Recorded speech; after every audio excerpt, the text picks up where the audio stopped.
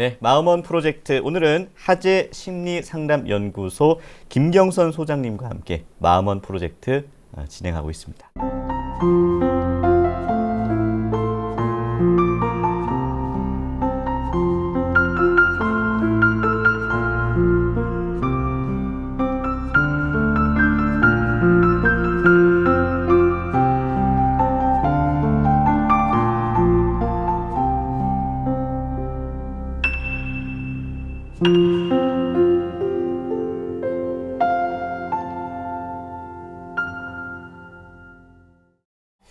저는 약간 이제 소장님의 말씀 중에 뒤늦게 공부를 시작하셨다라는 말이 계속 남거든요. 네.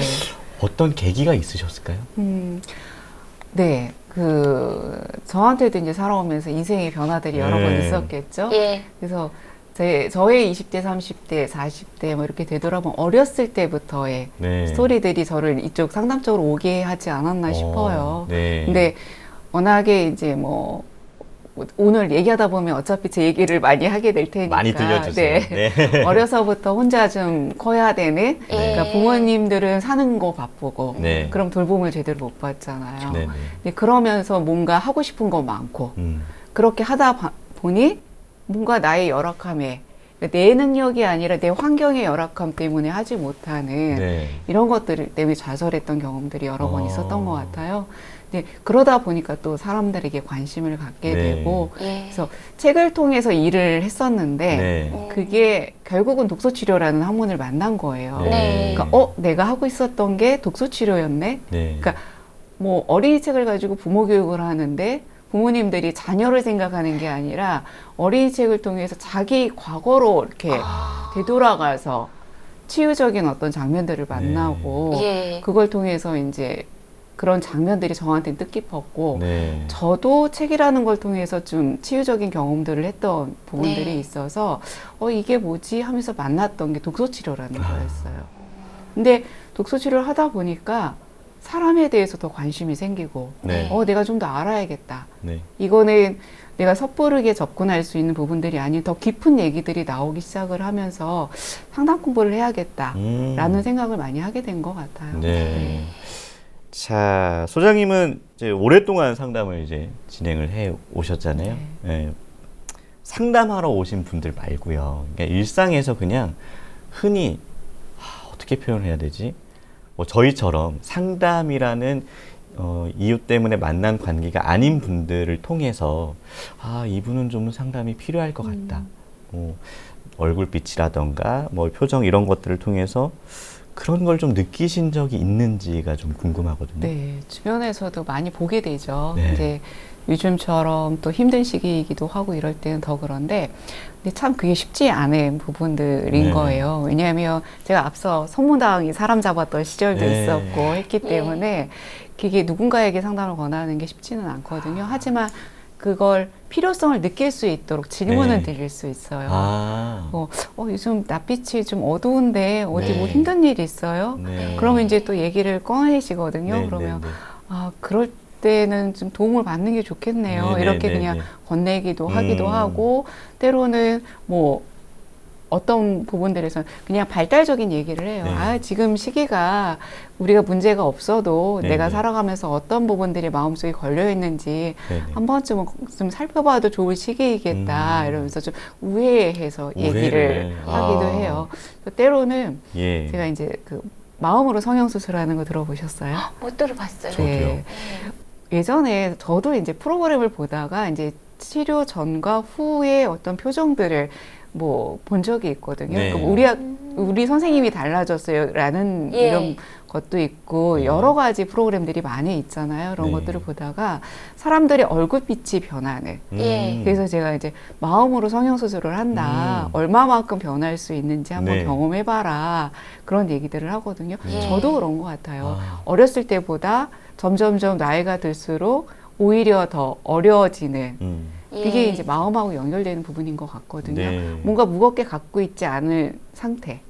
그게 더 드러나는 부분들에서는 조금 더 밝고 좀 어려 보이고 이런 부분들이 있어요.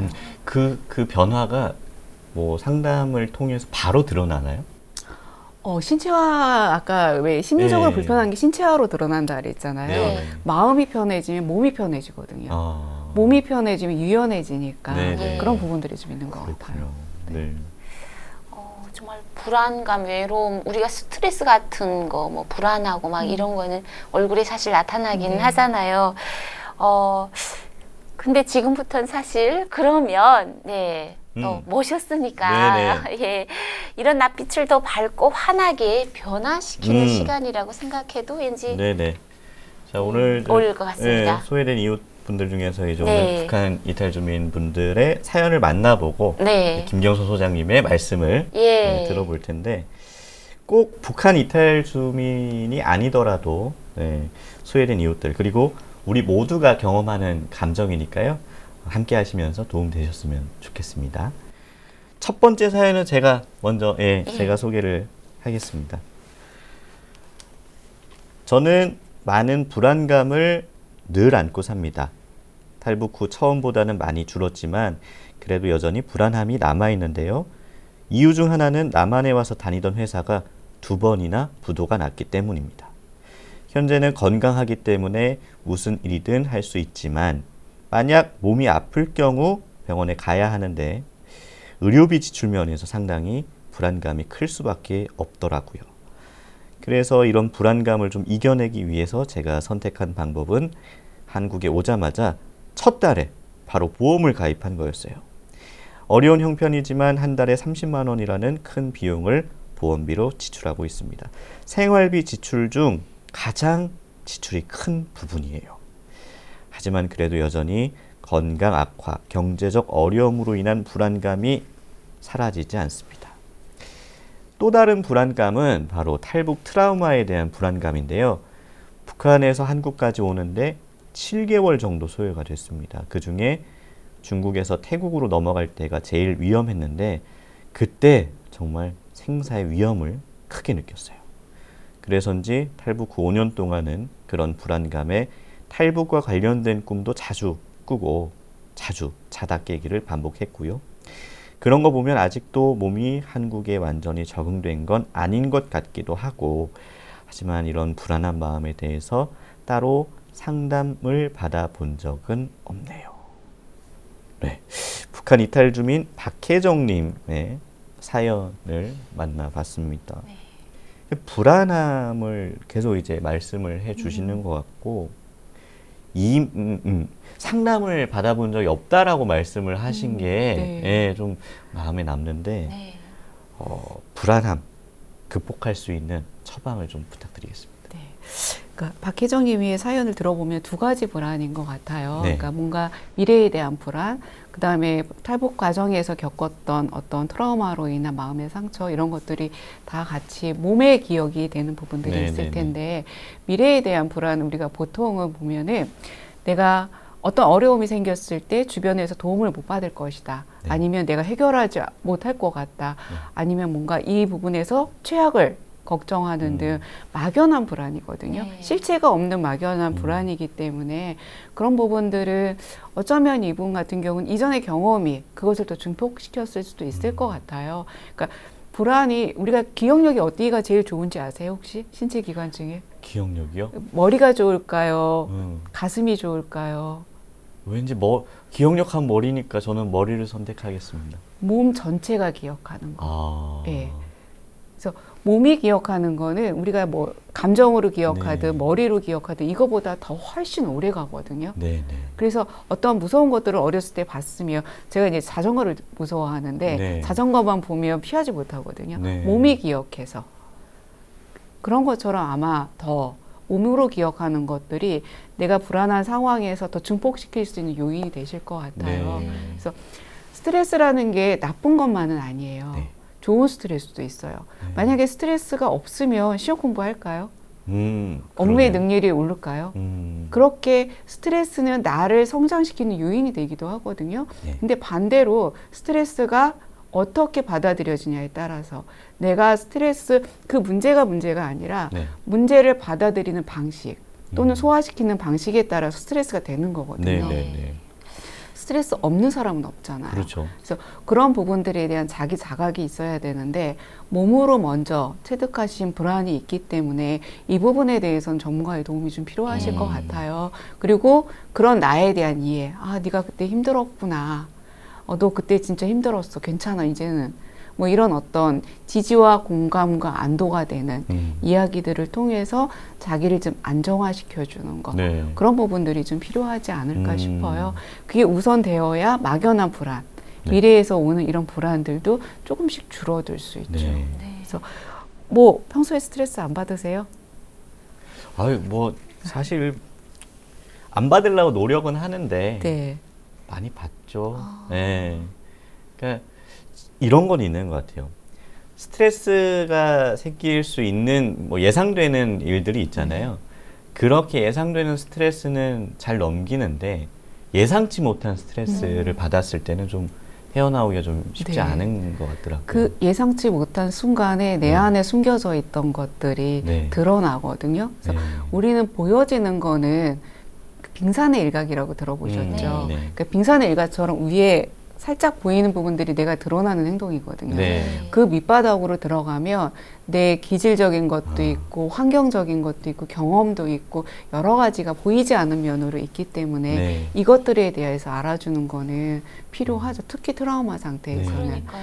그래야지만 스트레스가 네. 성장이 될 수 있어요. 그러니까 좋은 쪽, 좋은 네. 스트레스로요. 예. 위기가 성장이 될 수도 있고 네. 위기가 함정이 될 수도 있거든요. 그래서 걸림돌이 될지 디딤돌이 될지 네. 살펴볼 수 있는 거는 음. 그거를 내가 어떻게 받아들이고 있고 어떻게 소화시키고 있는지 네. 그런 어떤 부분들이 필요한 것 같아요. 연아 씨 트라우마라고 얘기하면 조금 탈북 트라우마죠. 그렇지만 예. 그러니까 공감이 좀 어느 정도 되시겠어요?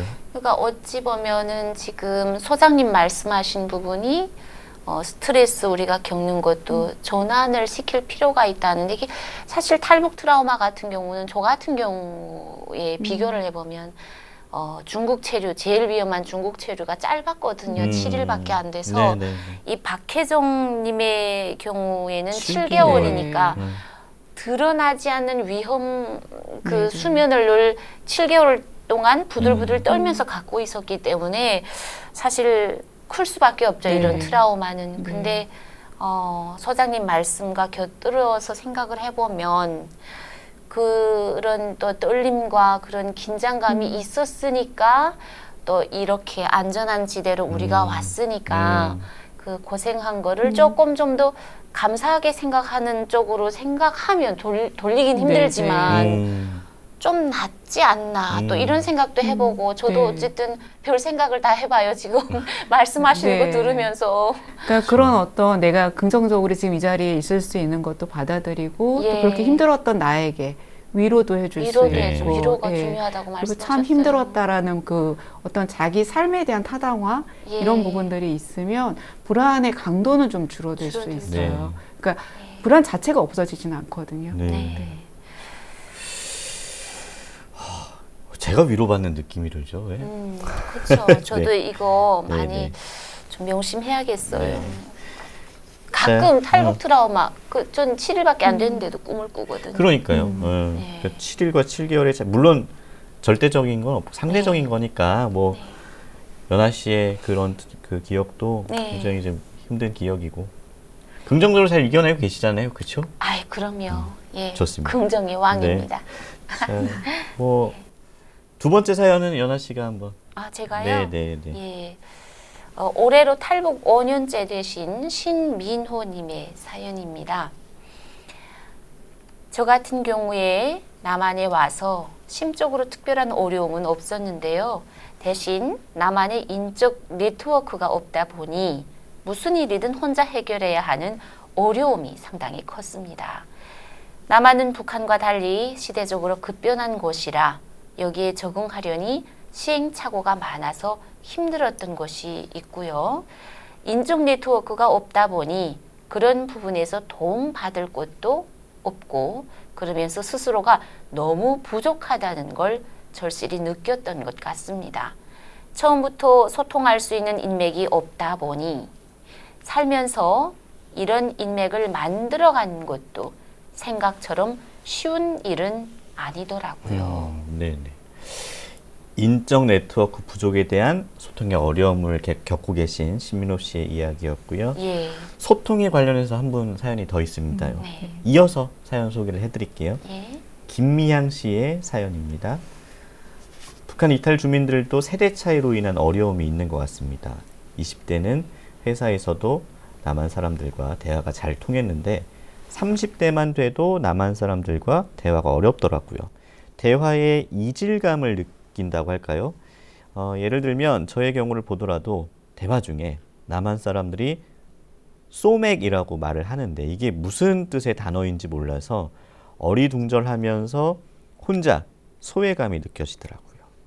그러다 보니 함께 자리에 있던 남한 사람들이 북한 이탈 주민인 저를 마치 외국인처럼 대하는 게 느껴지고 그러면서 점점 사람들과의 소통의 어려움은 더 커졌고요. 소통의 장벽을 없애는 게 참 중요하다는 생각을 하게 됩니다. 네, 여기까지예요. 두 분의 사연 만나봤는데요. 네. 첫 번째는 남한 정착 후 아는 사람도 또 도움을 청할 사람도 없다 보니 무슨 일이든 혼자 해결해야 한다는 그런 어려움이 컸다라고 하고요. 네. 또 인적 네트워크 부재에 대한 어려움도 호소하셨고요. 두 번째는 언어 차이에서 오는 이질감, 소맥을 몰라서 예, 거기로부터 얻는 소외감 또 그러면서 점점 사람들과의 이 소통의 어려움이 커지게 된다는 그런 사연이었습니다. 저는 이 두 사연을 보면서 네. 혼자라는 단어가 둘 사연 다 있는 것 같아서 그게 네. 조금 눈에 띄더라고요. 네. 예, 소통과 이제 관계라는 부분에서 어려움일 때 관계 그러면 우리가 연결감이잖아요. 예. 근데 그 뭔가 인적 네트워크가 없다, 그럼 나 혼자인 것 같다, 이런 부분들이 또 한편으로는 고향을 떠나온 어떤, 저는 이제 서울 토박이라 고향이라는 개념에 대해서 마음이 많이 없긴 하지만 고향이라는 것이 주는 그리움 이런 부분에서는 되게 부러움이 있거든요. 근데 이분들은 갈 수 없다라는 어떤 막힘도 있기 때문에 관계의 단절, 연결감이 없는 이 부분일 것 같아요. 그런데 이때는 용기가 좀 필요한 것 같아요. 용기요. 네. 내가 없으니까 하고 좌절하고 있는 게 아니라 제가 아까 왜 서두에 낯설기 때문에 익혀야 돼서 책을 통해서 사람들을 배웠다고 말씀드린 것처럼 나한테 도움이 되는 것들을 좀 찾아갈 수 있는 용기 그것도 좀 필요하지 않을까. 그런데 우리가 내가 이런 것 때문에 좀 부족해. 난 이런 것 때문에 사람들한테 무시당할 거야. 이런 마음이 밑바탕에 있으면 관계 안으로 들어가기가 참 어렵거든요. 그러면 나의 속도에 맞춰서 내가 필요한 것들 한 사람, 두 사람 아니면 어떤 조직 이렇게 좀 순서적으로 들어갈 수 있는 그러기 위해서는 자신을 좀 알아야 될 것 같아요. 내가 어떤 사람인지 그리고 내가 어떻게 사람들하고 소통하는지. 저는 낯가림이 심하지만 대중을 되게 많이 만날 일이 있었는데 정말 그 땀을 삐질삐질 흘리면서 강의장에 쓴 적도 있어요. 처음에는 그러니까 본의 아니게 대중 강연을 시작을 했거든요. 그럴 때 어차피 내가 해야 될 거 그럼 어떻게 하면 내가 좀 편하게 할 수 있을까? 아까 처음 들어와서 연아 씨의 도움을 저는 받았거든요. 알게 모르게. 제가 일부러 막 말을 걸고 수다한 이유도 그런 부분이거든요. 그럴 때 용기가 필요한 거죠. 나의 어려움을 좀 이겨낼 수 있는 나만의 방식을. 그래서 인적 네트워크라는 거는 누가 만들어주진 않을 것 같아요. 그래서 그런 부분에서의 용기이고요. 그렇게 할 때 두 분이 이제 공통적으로 소통에 어려움이 있다. 근데 우리가 소통에서 단절이 되는 이유가 있어요. 뭔가 모호한 표현을 쓸 때. 아니면 뭔가 평가하거나 조언하거나 비난하거나 뭔가 도움을 주려고 하지만 도움이 아니라 뭔가 마음이 아프게 되는 이야기들을 할 때 귀를 닫게 되거든요. 그런 어떤 이야기들이 아니라 정말 진솔하게 말하고 좀 공감적으로 듣는 거 이런 태도들이 좀 필요하지 않을까. 소맥을 모르면 내가 말하고. 모르는 부분들에 대해서 드러낼 수 있는 그러니까 내가 혹시 북한에서 왔기 때문에 이 사람들이 나를 무시하지 않을까? 나는 북한에서 왔으니까 상처를 받겠지? 이런 어떤 그것들을 조금 옆에 놓고 조금 내가 하고 싶은 거 정말 나 이거 궁금해 이런 부분들이 오히려 더 낯가림이 심하지만 사람들하고 얘기할 수 있었던 건 저희 호기심이거든요. 그런 것처럼 내가 필요로 한 게 뭔지를 보는 거 그러니까 우리는 소통이라 그러면 보통 외부 사람들하고만 소통을 얘기를 해요. 예. 하지만 중요한 건 자기하고 소통이에요. 스스로와의 그쵸? 소통. 제가 아까 거울을 자기한테 좀 비춰보는 거 필요하다고 말씀드린 것처럼 네네. 우리는 소통이 외부에서만 일어난다고 하지만 정작 나는 소외시켜요. 네. 내가 진짜 지금 알고 싶은 게 뭐지? 소맥이 아니라 저 사람들한테 섞이는 거, 함께 술을 마시고 어울리는 거, 그러면 거기에 이제 초점을 맞춰야 되겠죠. 그래서 그런 어떤 청소년들이 참 많아요. 신학기만 되면 숨어버리는. 네. 그럴 때 제가 이제 해주는 피드백이 뭐냐면, 너를 어떻게 볼 건지 생각하지 마. 네가 그들을 한번 관찰해봐. 그러면 하나하나 어떤 사람들인지 알면 네가 다가가고 싶은 사람이 생길 거고 네. 그들에게서 네가 뭘 찾고 싶은지 볼 수 있을 거야. 아마 이분들도 마찬가지가 아닐까 싶어요. 네네. 그래서 내가 언어가 소통이 안 돼서가 아니라 내가 정말 지금 이 자리에서 원하는 게 뭔지를 네네. 조금 진솔하게 표현할 수 있는 거. 그런 부분들이 좀 도움이 되지 않을까 싶습니다. 그러니까 좀 정리를 하자면 북한 이탈 주민이라서가 아니라 정말 이런 상황에서는 본인이 용기를 가지고 한 발자국만 내디디면 이렇게 힘든 부분이 어느 정도 이제 해소가 될 수 있는 첫 단계가 될 수 있다라는 말씀이신 것 같은데 연아 씨를 보면 왜 또 제가 나와요? 그러니까 이런 상황이라면 연아 씨는 이렇게 하겠다라는 게 머릿속에 그려지는데 네. 지금 제가 그렇게 그려지는 모습이 예. 처음부터 그랬는지가 좀 궁금하거든요. 처음에는 살짝 없었어요. 저도 아무리 그러니까 위축된 느낌을 저도 받았거든요. 네네. 그래서 살짝 받으면서 근데 그 느낌을 받으면 받을수록 점점 동떨어지는 느낌이 나고 근데 일단 저는 좀 천성적으로 말이 좀 많은 스타일이니까 그 좀 투덜대기 시작하는 거 있잖아요. 이게 모르면 모르는 거를 투덜대고 이거 왜 이래? 아우 짜증나. 아우 왜 이래? 막 하면서 그런 얘기를 그냥 그 자리에서 툭 터놓으니까 사투리가 섞인 그 말이니까 오히려 호기심을 유발하고 좀 웃기기도 하고 그러면서 제가 이 친구들을 이 사람들한테도 내가 모른다고 그냥 입 닫고 있는 게 아니라 그냥 무작정 이렇게 모르면 모른다. 알려줘. 그럴 수 있지. 약간 뻔뻔스러움을 좀 가지는 게 좋구나 하는 방법을 터득했어요. 그래서 그다음부터는 살짝 뻔뻔한 모드로 가는 거죠. 그게 어떻게 보면 선생님께서 말씀하신 그 용기. 네. 그러니까 우리가 소통이 단절된다고 느낄 때 가장 크게 신체적으로 느끼는 거는 가슴이 답답하다예요. 그리고 슬프다. 그러니까 이렇게 될 땐 내가 뭔가 욕구가 있구나. 그런 어떤 나에 대한 욕구를 알면 내가 어떻게 비칠까 보다는 그런 나의 욕구를 좀 충족시킬 수 있는 방향으로 더 갈 수 있거든요. 그런 면에서는 잘 하신 거죠. 네, 그 이후로부터 울지 않더라고요. 집구석에서 많이 울었어요. 많이 우셨어요? 네. 그러니까 앞으로 우리 사연을 통해서 연아 씨 얘기도 많이 해주시고 어떻게 보면 과정을 겪으시고 지금은 많이 좋아지신 거잖아요. 그런 생각을 많이 공유를 해주셨으면 좋겠습니다.